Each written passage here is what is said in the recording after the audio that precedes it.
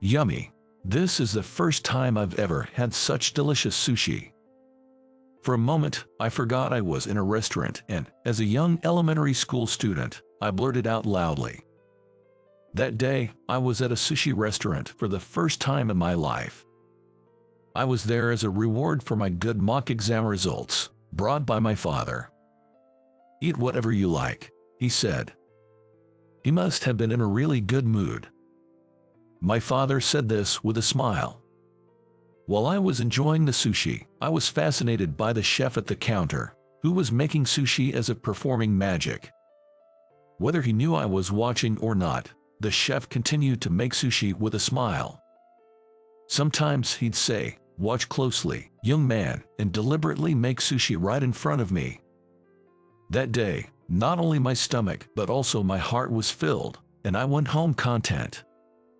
From now on, if you do well on your tests, I'll take you out to eat whatever you want, my father said on the way home. I wondered if he was serious, as he had had quite a bit to drink. Noticing my thoughts, he became a bit more serious and said, "Don't worry, I'll keep my promise." From then on, eating out became a customary reward for my good mock exam results.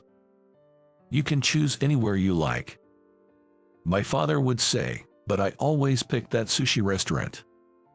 I wanted to eat sushi, of course, but watching the chef make sushi was my greatest joy. "Understood," my father said on the day of the final exam results before my private middle school entrance exam. "Sorry, I wasn't listening." When I said that, my father said, "Listen up, this is important," and started speaking again. I wanted to go to college, but my parents said they couldn't afford it, so I couldn't go.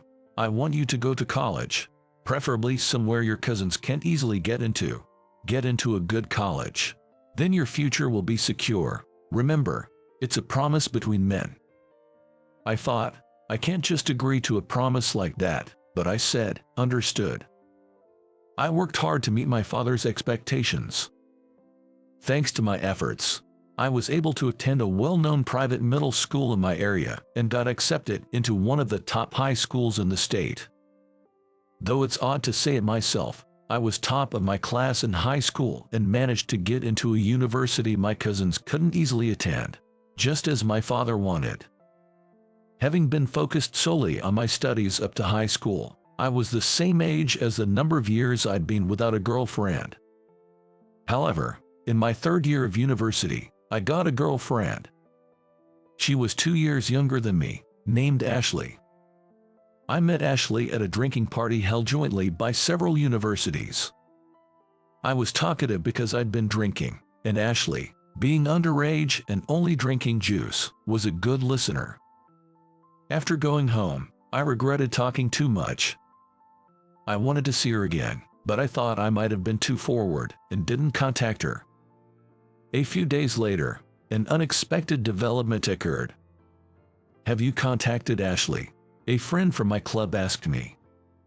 I didn't understand why he'd say that. "Ashley said she had the most fun talking to you. You should definitely contact her." Hearing that, I wanted to jump for joy. So, I decided to send Ashley a text. But I had no idea what to write. After much deliberation, I sent a simple "It's been a while. How are you?" I regretted not being able to come up with a single clever line, cursing my low romance quotient. Ashley replied surprisingly quickly. "It's been a while. I'm glad. I thought you wouldn't contact me again." I spontaneously did a fist pump. From then on, I was embarrassingly forward. As soon as I got a reply from Ashley, I responded immediately. I thought if I missed this chance, there wouldn't be another, so, desperate, I believed that responding quickly was the best way to make a good impression. Looking back, it was almost comical how eager I was. But somehow, my efforts paid off, and Ashley agreed to date me. Right after Ashley and I started dating, the job hunting season began in earnest. I didn't have any specific career or company in mind. I just vaguely hoped to find a job close to the university. I felt this way because I didn't want to reduce the time I could spend with Ashley after getting a job. But Ashley was different. She had researched companies more thoroughly than me. "This one seems good," she'd say, showing me a job guide with sticky notes. I ended up taking the entrance exams for the companies Ashley suggested. In job interviews, I felt a good response everywhere.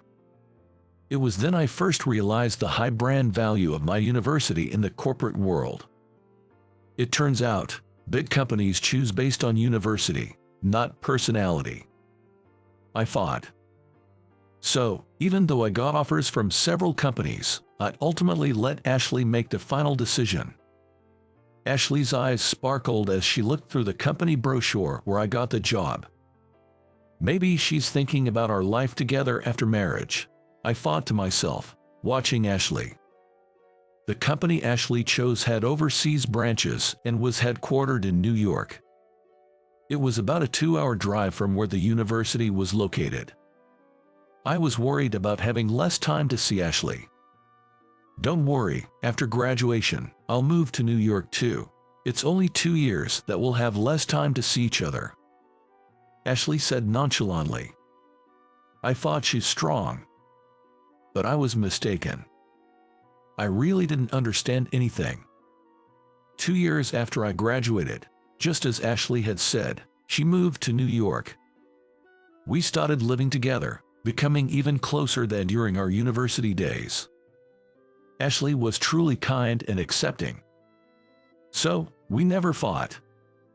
And a year later, we get married. Married life was happy. Work was busy every day, and I often came home late. But no matter how tired I was, my lovely wife was there to welcome me. Coming home was what I looked forward to most. But about a year later, our married life changed dramatically. A global economic shock hit, and the company I worked for took a major blow, even going bankrupt. Faced with this unforeseen event, I was at a loss. But more distraught than me was Ashley. She blamed herself because the company she recommended went bankrupt. Seeing her like that, I thought, I need to be strong for her. I took Ashley's hand, trying to cheer her up, and said, "It's going to be tough, but let's get through this together." I expected her usual smile, saying, "Yes, let's do our best." But her reaction was something I never imagined. Ashley pulled her hand away. "What's the point of being married to you if it's like this?" Ashley said, clearly angry. Disgusted with me might be the right way to describe it. "What's the point of being with someone like you, who has no special qualities, got you a job at a well-paying company, only for you to become unemployed as soon as we get married? This ruins all my plans for the future," she said.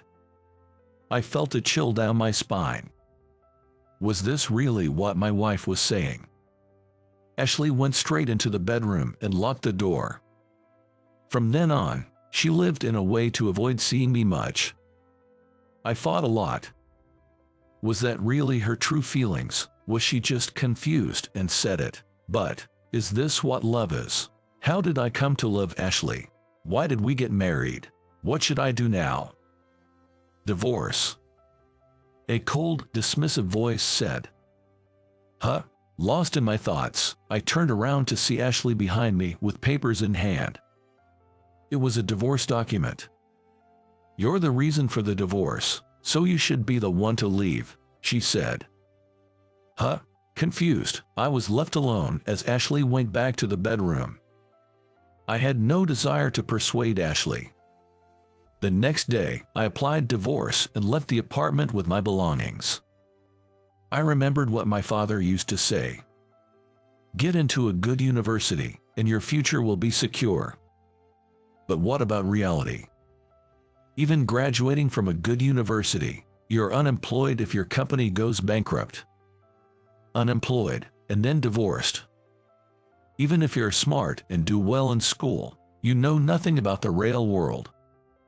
I'm really hopeless, aren't I? Having lost my job and separated from my wife, I wasn't at rock bottom. Surprisingly, I found myself bursting into laughter. I felt a sense of clarity. This was the first time I ever felt this way. Then, I went wherever I wanted, staying wherever I liked. I discovered that even budget hotels could be quite relaxing and comfortable. During this time, I overheard someone speaking somewhere in the city. I don't want to go to work. If only I could live just doing what I love.